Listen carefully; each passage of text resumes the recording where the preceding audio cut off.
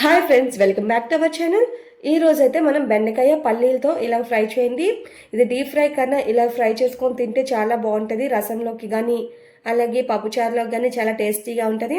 First దీనికోసం అయితే మనం బెండకాయలు ఇలా చిన్న చిన్న ముక్కలుగా కట్ చేసుకొని పక్కన పెట్టండి.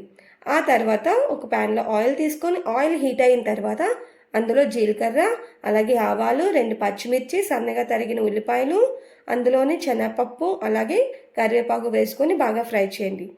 ఆ తర్వాత మీకు కావాలంటే పల్లీలు కూడా వేసుకోండి. పల్లీలు కూడా బాగా ఫ్రై చేయండి. అలా ఫ్రై అయిన తర్వాత బెండకాయ ముక్కలు కూడా వేసుకోండి. నా దగ్గర ఆ వీడియో అయితే మిస్ అయింది. బెండకాయ కూడా వేసుకొని ఒకసారి బాగా ఫ్రై చేసి మూత పెట్టుకొని ఒక 5 మినిట్స్ పాటు సిమ్లో ఉంచుకోండి. బెండకాయ ముక్కల్ని వేసిన వెంటనే కాకుండా ఒక 5 మినిట్స్ పాటు సిమ్లో ఉంచుకొని తర్వాత కలుపుకుంటే బెండకాయలో జిగురంతా బాగా పోతుంది. ఆ తర్వాత ఉప్పు, పసుపు వేసుకొని బాగా కలపండి. ఇదంతా ఈ ప్రాసెస్ అంతా మనం సిమ్లో పెట్టుకొని చేస్తేనే బాగుంటుంది. అందులో జిగిరిపోయి విడివిడిగా బాగా వస్తుంది. ఆ తర్వాత బాగా ఫ్రై అయిన తర్వాత అందులో కారం, అలాగే ధనియాల పొడి వేసుకోండి. అది కూడా వేసుకొని ఒకసారి బాగా కలిపి జిగురంతా పోయేంత వరకు బాగా కలపండి. ఆ తర్వాత స్టవ్ ఆఫ్ చేసుకుంటే అంతేనండి, చాలా ఈజీగా అయిపోయింది కదా. మీరు కూడా ట్రై చేయండి ఖచ్చితంగా. ఇందులో పల్లీలు, శనగపప్పు వేయడం వల్ల ఈ కాంబినేషన్ అయితే చాలా బాగుంటుంది.